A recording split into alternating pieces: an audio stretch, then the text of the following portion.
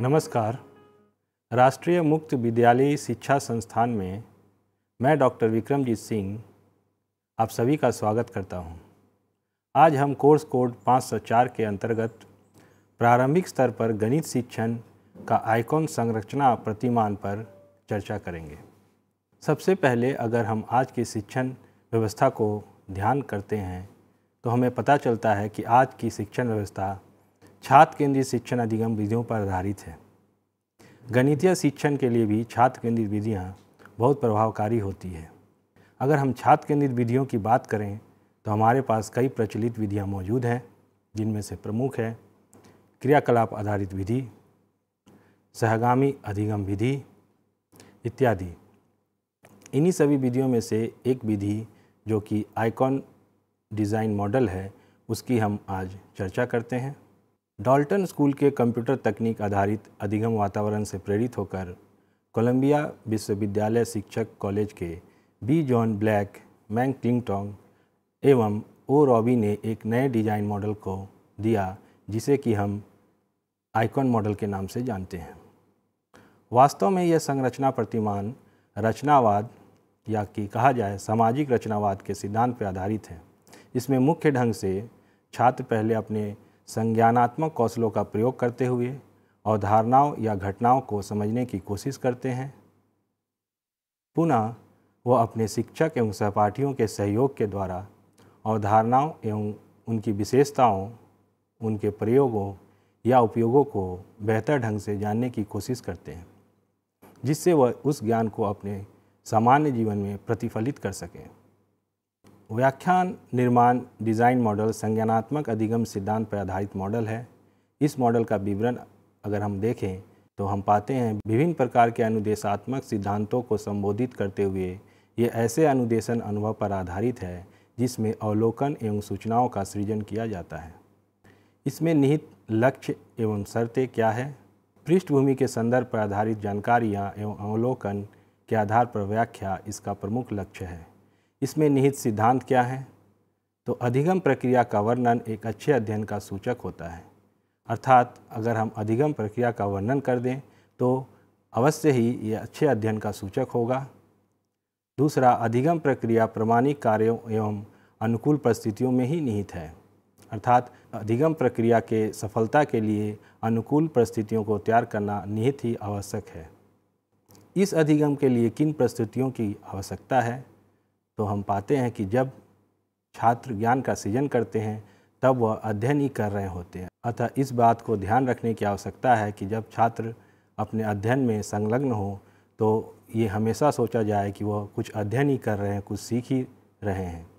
सबसे बेहतर अध्ययन उसके लिए अनुकूल तैयार पर्यावरण में ही संभव होता है। इसके लिए कौन कौन से अभिष्ट साधन की आवश्यकता है? अगर इस मॉडल के बारे में हम जानकारी एकत्रित करें तो हम ये पाते हैं कि इस मॉडल में किसी भी विशिष्ट साधन की आवश्यकता की ज़रूरत नहीं है। तथापि अगर आपके पास कुछ उपलब्ध साधन हो तो आप उसे प्रयोग कर सकते हैं। इसमें शिक्षक या सहायक का क्या कार्य होगा? शिक्षक इसमें अध्ययन समर्थक पर्यावरण का निर्माण करता है, अर्थात वह स्टडी सपोर्ट इन्वायरमेंट का निर्माण करता है। अब हम इस डिज़ाइन मॉडल के विभिन्न चरणों को देखते हैं। इसमें पहला चरण होता है अवलोकन या ऑब्जर्वेशन। इसमें विद्यार्थी वास्तविक परिस्थितियों में चीज़ों का अवलोकन करते हैं। उदाहरण के लिए अगर हम इस प्रसंग को देखें जिसमें विभिन्न प्रकार के ज्यामितीय आकृतियों की पहचान करानी हो, उसमें विद्यार्थियों को विभिन्न प्रकार के ज्यामितीय आकृतियों का मूर्त स्वरूप या मॉडल प्रदान किया जाएगा, जिनका वे ध्यान से अवलोकन करेंगे। इस मॉडल का दूसरा चरण व्याख्या की संरचना या इंटरप्रिटेशन कंस्ट्रक्शन कहलाता है। विद्यार्थी विभिन्न प्रकार की व्याख्या एवं उसके पीछे का औचित्य तय करते हैं। अर्थात विद्यार्थी अवलोकन के पश्चात विभिन्न प्रकार के व्याख्याओं के साथ सामने आते हैं और साथ ही वह ये भी बताते हैं कि उसके पीछे का औचित्य क्या है। हम जिस उदाहरण को लेकर आगे बढ़ रहे हैं उसमें अगर देखा जाए तो विद्यार्थी विभिन्न प्रकार की आकृतियों के मॉडल का अवलोकन कर उनकी अपनी व्याख्या बताएंगे और साथ ही उनके इस व्याख्या या विवेचन के पीछे का औचित्य को भी बताएंगे। अर्थात वे इन आकृतियों का स्वयं से नाम दे सकते हैं या उनकी विशेषता बता सकते हैं। इस अनुदेशन का तीसरा चरण प्रासंगिकता या संदर्भ तय करना, जिसे कि हम कॉन्टेक्सचुअलाइजेशन कहते हैं, होता है। विद्यार्थी अपनी व्याख्या से संबंधित जानकारी एकत्रित करते हैं। अर्थात अगर हम अपने प्रसंग, जिसका उदाहरण हम लेके चल रहे हैं, उसको देखें तो इसमें विद्यार्थी उन आकृतियों के पीछे जुड़ी जानकारियाँ और महत्वपूर्ण तथ्यों को पता करेंगे, जैसे कि सीधी रेखा से बनी हुई आकृति या वक्र रेखा से बनी हुई आकृति, एक बंद आकृति को बनाने के लिए कम से कम कितनी भुजाओं की ज़रूरत है, भुजाओं की संख्या का मान ज्ञात करना इत्यादि। इस प्रकार वे अपने अधिगम में नए बिंदुओं को या उसकी प्रासंगिकता को तय करते हैं। इस अनुदेशन का चौथा चरण संज्ञानात्मक शिक्षुता या कॉग्निटिव अप्रेंटिसशिप कहलाता है। इसमें विद्यार्थी शिक्षक के निर्देशन में कौशल का विकास करते हैं। अर्थात इसमें विद्यार्थी शिक्षक के साथ मिलकर विभिन्न अधिगम कौशलों को प्राप्त करते हैं। उदाहरण के लिए अगर हम अपने प्रसंग को देखें तो इसमें विद्यार्थी सहायक या शिक्षक के सहयोग से इन आकृतियों के बारे में बेहतर कौशल का विकास करते हैं, उन्हें बेहतर ढंग से जानते हैं, उनकी औपचारिक नाम का ज्ञान करते हैं एवं उनकी प्रमुख विशेषताओं को भी सही पता करते हैं। इस अनुदेशन का पांचवा चरण सहयोग या कोलैबोरेशन कहलाता है। इसमें विद्यार्थी व्याख्या एवं प्रासंगिकरण के लिए आपस में सहयोग करते हैं। अतः अगर हम अपने प्रसंग को देखें जिसमें विभिन्न प्रकार की ज्यामितीय आकृतियों की पहचान करनी है, तो उसमें विद्यार्थी एक दूसरे के साथ सहयोग कर नई नई व्याख्याओं एवं उनकी प्रासंगिकता या संदर्भ को जानने की कोशिश करते हैं। अर्थात विद्यार्थी पुनः आकृतियों जैसे त्रिभुज, चतुर्भुज, वृत्त, आयत, वर्ग इत्यादि के प्रमुख गुणों को बेहतर ढंग से एक दूसरे के साथ सहयोग करके सीखते हैं। इस अनुदेशन का छठा चरण बहुप्रकार्य व्याख्या या मल्टीपल इंटरप्रिटेशन कहलाता है। इसमें विद्यार्थी अन्य विद्यार्थियों के दृष्टिकोण या व्याख्याओं से अवगत होने के बाद अपनी संज्ञानात्मक स्वतंत्रता को प्राप्त करते हैं। अर्थात वे विभिन्न विद्यार्थियों के साथ सहयोग कर वो अपने संज्ञानात्मक सोच में विकास करते हैं, वो अपनी अवधारणा को और मजबूत करते हैं। अगर हम अपने उदाहरण को देखें, इसमें विद्यार्थी इस चरण में अपने साथियों के साथ सहयोग करके उनके दृष्टिकोणों से अवगत होने के बाद संज्ञानात्मक स्वतंत्रता को प्राप्त करते हैं। अर्थात यह संभव है कि वे त्रिभुज के विभिन्न प्रकारों से अवगत हो जाएं, जैसे समकोण त्रिभुज, न्यूनकोण त्रिभुज, या चतुर्भुज में क्या गुण जोड़ा जाए जिससे वह वर्ग या आयत बन सके इत्यादि। इस अनुदेशन का सातवां चरण एकाधिक अभिव्यक्ति या मल्टीपल मैनिफेस्टेशन कहलाता है। विद्यार्थी अपने अधिगम व्याख्याओं को विभिन्न प्रस्तुतिकरण को एकाधिक परिस्थितियों में स्थानांतरण करते हैं। अर्थात उन्होंने जो अधिगम अनुभव को प्राप्त किया है उसे दैनिक जीवन के क्रियाकलापों में या विभिन्न परिस्थितियों में उसको स्थानांतरण करके अपने अधिगम अनुभव को और सुदृढ़ बनाते हैं। उदाहरण के लिए अगर हम अपने प्रसंग को देखें जिसमें हम ज्यामितीय आकृतियों की पहचान के ऊपर चर्चा कर रहे हैं, इसमें इस चरण में विद्यार्थी विभिन्न ज्यामितीय आकृतियों की अवधारणा से अवगत होने के पश्चात तथा उनकी विशेषताओं, उनकी पहचान, उनके बीच अंतर इत्यादि को जानने के पश्चात इसका उपयोग विभिन्न प्रकार के प्रयोगों या समस्याओं के समाधान में करने की कोशिश करते हैं। वे विभिन्न प्रकार की ज्यामितीय आकृतियों को जोड़ने से बनी आकृति की कल्पना कर सकेंगे या नाम तय कर सकेंगे। वे विभिन्न ज्यामितीय आकृतियों जैसे कि त्रिभुज, चतुर्भुज के विभिन्न प्रकारों को बता सकेंगे इत्यादि। इस तरह से हम इस अधिगम के सातों चरण को पूरा करते हैं। अब इस अधिगम में या इस अनुदेशन में मूल्यांकन किस प्रकार हो, इसकी हम थोड़ी बात कर लेते हैं। विद्यार्थियों के अधिगम क्षमता का मूल्यांकन वास्तविक या प्रमाणिक कार्यों या गतिविधियों द्वारा किया जा सकता है। उदाहरण के लिए हमारे दिए गए उदाहरण में छात्र विभिन्न प्रकार के ज्यामितीय आकृतियों से जुड़े तीन वस्तुओं को एकत्रित कर शिक्षक को प्रस्तुत करेंगे, या विद्यार्थी ग्राफ पेपर के प्रयोग के द्वारा विभिन्न प्रकार के ज्यामितीय आकृतियों की विशेषता को दर्शाने के लिए उनकी रचना करेंगे। जैसे त्रिभुज के विभिन्न प्रकार या चतुर्भुज के विभिन्न प्रकार इत्यादि। तो विद्यार्थियों, आज हम लोगों ने प्रारंभिक स्तर पर व्याख्यान प्रतिमान मॉडल की चर्चा की, अर्थात आइकॉन मॉडल के ऊपर चर्चा की। इस मॉडल की विशेषता को जाना, पहचाना, इसके चरणों से अवगत हुए, इसके अंतर्गत एक उदाहरण की चर्चा की। आशा है कि आप इस मॉडल से अवगत हुए और अपने शिक्षण में इसका प्रयोग कर पाएंगे। धन्यवाद।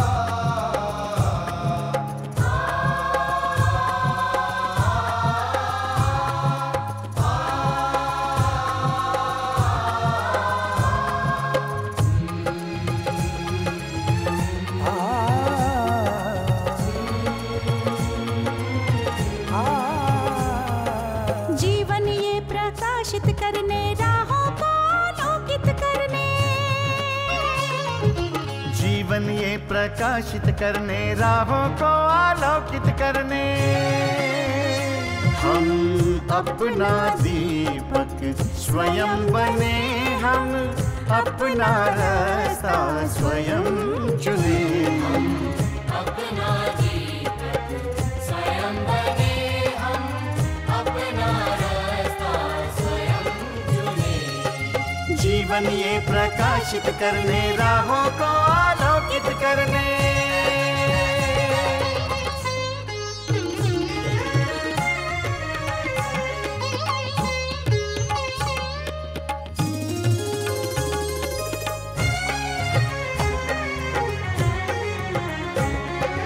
धन साधन समय की सीमा से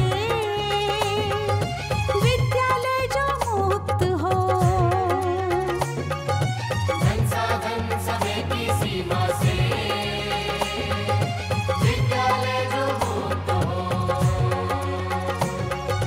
कभी पढ़े हम कहीं पढ़े, वे विषय की लोच से युक्त हो। कभी पढ़े हम कहीं पढ़े, वे विषय की लोच से युक्त हो।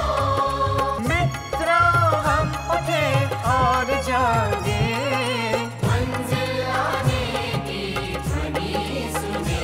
हम अपना दीपक स्वयं बने, हम अपना जीवन ये प्रकाशित करने, राहों को आलोकित करने।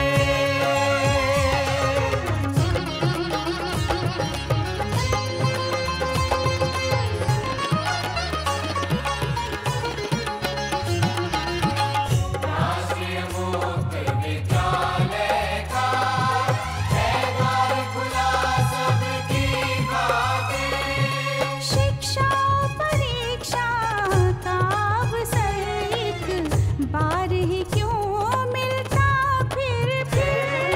शिक्षा परीक्षा का अवसर एक बार ही क्यों मिलता फिर। दुनिया में इसके केंद्र बात, कोई मन चाहा केंद्र चुने। हम अपना दीपक स्वयं बने, हम अपना रास्ता स्वयं चुने। कोई मन चाहा केंद्र चुने। स्वयं बने, हम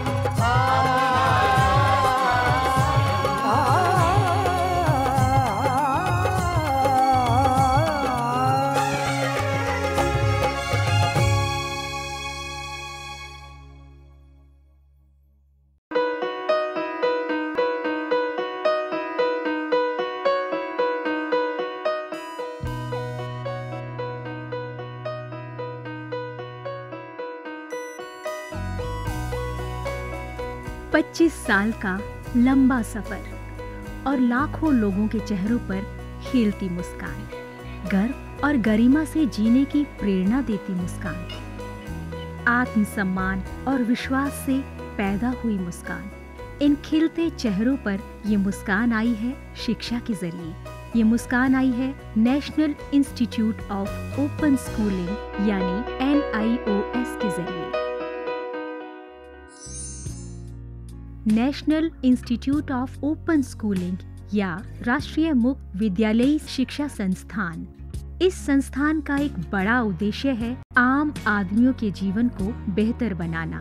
ऐसे लोग जिनके लिए शिक्षा एक दूर का सपना है, या वे बच्चे जो परिवार की रोजी रोटी कमाने के लिए बीच में ही स्कूल छोड़ने पर मजबूर हो जाते हैं।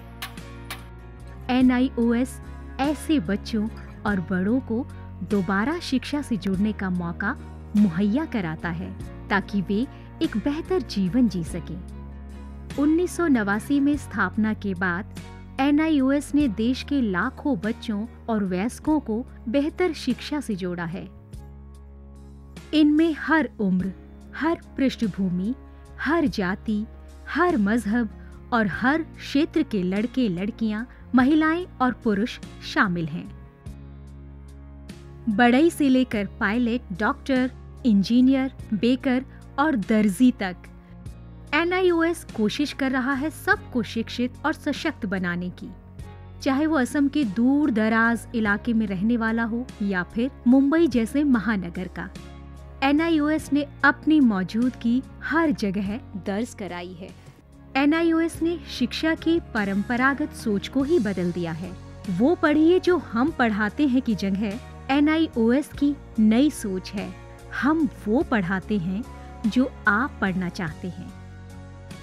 इस नई सोच ने लोगों को आगे बढ़ने और NIOS के साथ जुड़ने के लिए प्रोत्साहित किया है। शिक्षा उपलब्ध कराने के मामले में NIOS किसी सीमा को नहीं मानता, उम्र की सीमा को भी नहीं। चंडीगढ़ के गणेश के लिए भी NIOS एक वरदान साबित हुआ। NIOS शारीरिक रूप से अक्षम बच्चों को भी बेहतर शिक्षा मुहैया कराने के लिए पूरी तरह प्रतिबद्ध है। ऐसे बच्चों के लिए शिक्षा न केवल रोजगार के द्वार खोलती है, बल्कि उन्हें आत्मविश्वास और गर्व के साथ जीना भी सिखाती है। NIOS खेल के इन सितारों को उनकी सुविधा और समय के अनुसार बेहतर शिक्षा उपलब्ध कराता है। मेरी कॉम, सोमदेव देववर्मन, देविका रेबेका पल्लिकल, अरमान इब्राहिम, प्रद्युमन प्रकाश और अमय जोत सिंह। NIOS सीमा पर खड़े उन प्रहरियों को भी शिक्षा से लाभान्वित करता है जो देश की सुरक्षा के लिए अपनी जान की बाजी लगाने से भी नहीं चूकते। सच तो ये है कि NIOS की पहुंच हर ओर रहती है, चाहे वो दूर दराज के आदिवासी हो या जेल की कोठरी में बंद कैदी या फिर ग्रामीण और शहरी क्षेत्रों के गरीब निवासी। देश में कहीं भी कोई भी व्यक्ति, स्त्री, पुरुष, लड़का, लड़की, अमीर, गरीब शिक्षा से वंचित न रहे। राष्ट्रीय मुक्त विद्यालयी शिक्षा संस्थान का यही मिशन है। राष्ट्रीय मुक्त विद्यालयी शिक्षा संस्थान पूरे देश में शिक्षा के साथ साथ कौशल विकास के क्षेत्र में बहुत सारे कोर्सेज दे रहा है। लगभग 100 से ज़्यादा कोर्सेज हैं। हम दूर दराज के गांव में अपने संस्थान बनाते हैं और वहाँ के बच्चों को, वहाँ के बच्चियों को, वहाँ के वयस्कों को हुनर के क्षेत्र में शिक्षा पहुँचाते हैं। आपको जानकर खुशी होगी कि अब हम आर्ट, साइंस, कॉमर्स जिन क्षेत्रों में 12वीं का सर्टिफिकेट दिया जाता रहा है, अब हम हुनर के क्षेत्र में, वोकेशनल एरिया में भी 10वीं और 12वीं का सर्टिफिकेशन करेंगे। तो वो बच्चे जो कृषि से जुड़े हुए हैं, कारपेंट्री से जुड़े हुए हैं या दूसरे क्षेत्रों से जुड़े हुए हैं, वो अपने ही क्षेत्र में काम करेंगे, सीखेंगे, हुनर पैदा करेंगे अपने में और सर्टिफाइड भी होंगे कि वो सर्टिफाइड कृषक हैं, खेतिहर हैं। तो आज तक जो हमारे देश में ये सोच रही है कि आप 12वीं पास तभी कहे जाएंगे जब भूगोल, अर्थशास्त्र, भौतिकी ये पढ़ेंगे, अब ये समय बदल गया है। ITI में जितने बच्चे पढ़ते हैं, लगभग 18 लाख बच्चे हर साल दाखिला लेते हैं। अब हम उनको सर्टिफिकेशन करेंगे। NIOS अपने छात्रों को माध्यमिक स्तर पर 26 और उच्च माध्यमिक स्तर पर 19 विषयों का विकल्प देता है। पढ़ाई किस माध्यम से करनी है, इसमें भी आपको लचीलापन मिलेगा। माध्यमिक स्तर पर ही 7 भाषाओं के अलग अलग माध्यमों का विकल्प मौजूद है। शैक्षणिक कार्यक्रमों के अलावा 86 वोकेशनल शिक्षा कार्यक्रम भी उपलब्ध हैं, जो छात्रों को कामकाजी दुनिया के लिए तैयार करते हैं। वोकेशनल प्रशिक्षण को अधिक सुदृढ़ बनाने के लिए NIOS ने ITDC, Cisco, Indian medical association जैसे कई सरकारी और गैर सरकारी संस्थानों के साथ भागीदारी स्थापित की है। आज लाखों छात्रों के लिए अपनी पसंद का स्कूल है राष्ट्रीय मुक्त विद्यालयी शिक्षा संस्थान यानी national institute of open schooling. NIOS ने एक लंबा सफर तय किया है, लेकिन मंजिल अभी दूर है। निरंतर विकास और नवीनीकरण के लिए NIOS सदैव प्रतिबद्ध है। शिक्षा का उद्देश्य महज रोजगार जुटाना ही नहीं है, बल्कि स्वयं को सशक्त बनाना भी है। NIOS लाखों छात्रों के लिए यही आत्मसम्मान दिलाने में जुटा है। लाखों लोगों के लिए एक आशा और उम्मीद है। National institute of open schooling. शिक्षा सबके लिए, कहीं भी, कभी भी।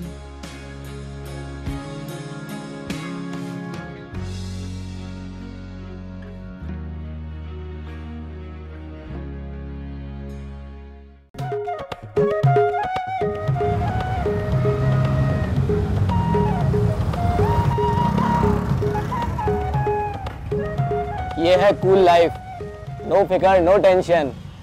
एक हम है कंगले। पर यार एक्सीडेंट हो गया तो? तू भी जनानियों की तरह उधेड़-बुन में लगा रहता है। जिंदगी एक ही बार मिलती है, एंजॉय। अब कहाँ चल दिया? मेरी इकोनॉमिक्स की क्लास है।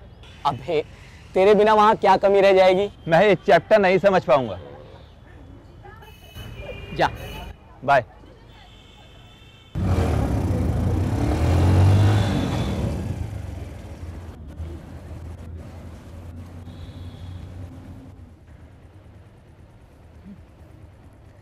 और बगला भगत।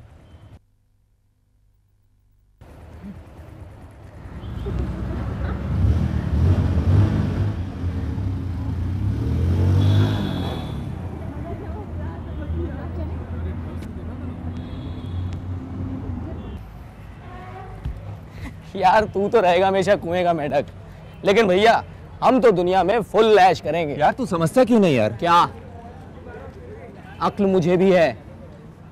मुझे पता है कि हमें नौकरियां करनी होंगी। आज तक जिंदगी पढ़ते पढ़ते गुजर गई।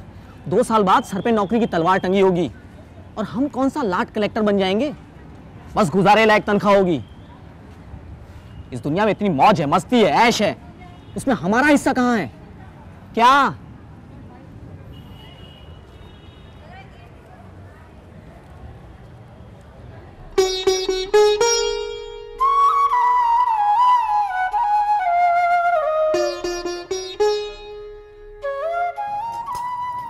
ले बेटा खा। चाची जी आप सुबह से रात तक काम करती हैं, थक नहीं जाती? हाँ थक तो जाती हूँ बेटा, पर क्या करूँ, अब तो सुरेंद्र की बहू ही आकर के आराम देगी।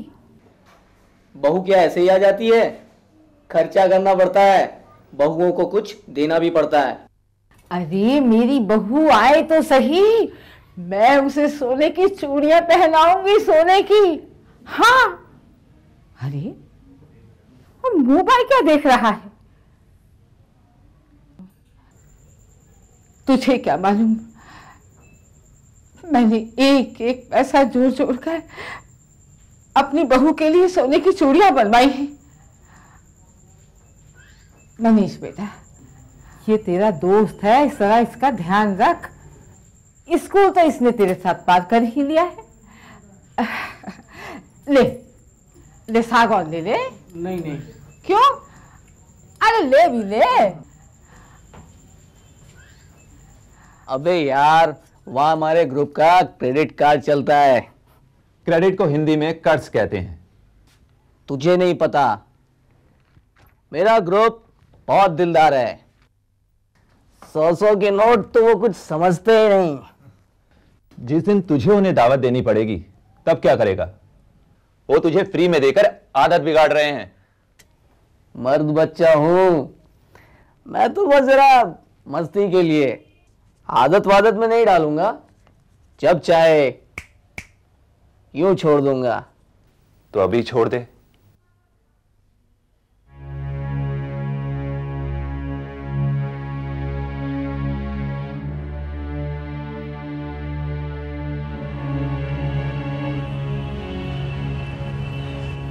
क्या हुआ?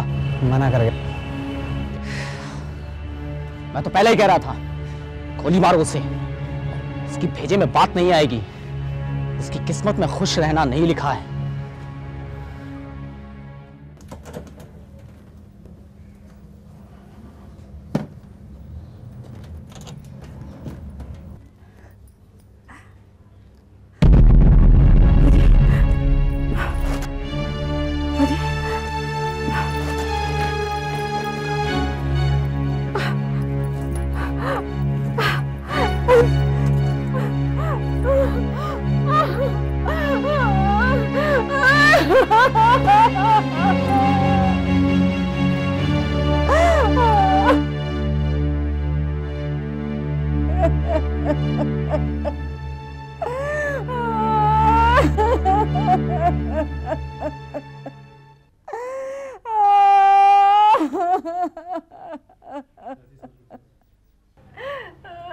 चाची जी सब्र कीजिए, सब ठीक हो जाएगा। अरे कैसे सब्र करूं बेटे, कितनी मुश्किल से अकेली ने मैंने ये बेटा पाला है, और ये बेटा मुझे ये रंग दिखा रहा है। अरे मैं तो किसी से कह भी नहीं सकती। न जाने कैसे कैसे पैसे जुटा के मैंने इसकी बहू के लिए चूड़ियां बनवाई थी।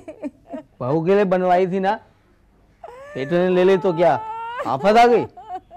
अरे नास पीटे, अरे तू चला जा। एक तो चोरी, ऊपर से सीना चोरी। मुझे अपने घर में बाहरी लोगों का दखल पसंद नहीं। आप जाओ। अरे अरे ओ सत्यानाशी, चुप हो जा। मनीष बेटे, तो इसकी बातों का बुरा मत मानना। चाची जी